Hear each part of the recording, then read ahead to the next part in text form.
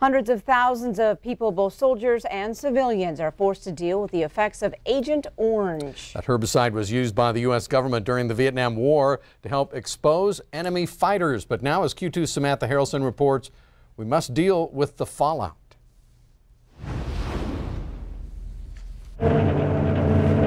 Agent Orange remains a sad chapter among many sad chapters of the Vietnam era in American history.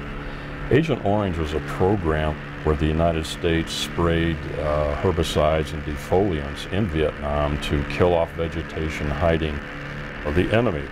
At that time, the government told American servicemen that Agent Orange was not harmful to humans. But in time, soldiers or sailors or airmen exposed to Agent Orange began to develop all manner of sickness and cancer and those sorts of things. The chemical the government once claimed was harmless to soldiers now has claimed the lives of many who fought in Vietnam. A list of various diseases and disorders make up what the VA calls presumptive illnesses, meaning if a service member develops one of these conditions, the presumed cause is exposure to Agent Orange. In these cases, the service member has a more expedited path towards coverage by the VA. Current policy covers service members who are in Vietnam from January 1962 to May 1975. It covers those who were on the ground, as well as those who had brief visits ashore or served aboard a ship that operated in the inland waterways. There is also coverage for service members who were in the Korean demilitarized zone. The policy does not, however, cover those who served aboard ships off the coast of Vietnam, also known as blue water sailors. The truth is that they were also exposed to Agent Orange. It's in the air. And so they were exposed, and so there's some issues that have come along with their health problems now, you know, some 50 years after Vietnam. It's been very frustrating for us. My brother became ill early last year, 2017.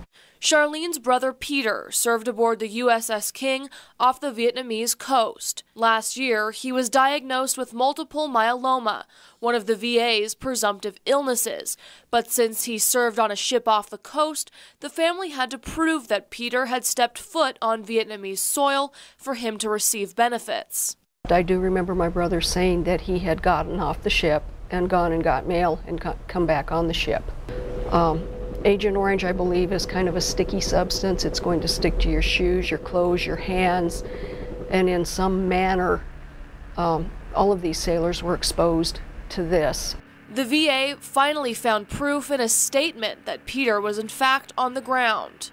Just this past week, the VA approved my brother's claim, 100% multiple myeloma due to Agent Orange. We're very grateful for that.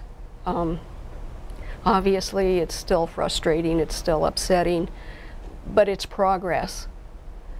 And my feeling is my brother is still working for the Vietnam vets, even though he passed away 5 months ago. Montana Senators John Tester and Steve Daines are a part of the fight.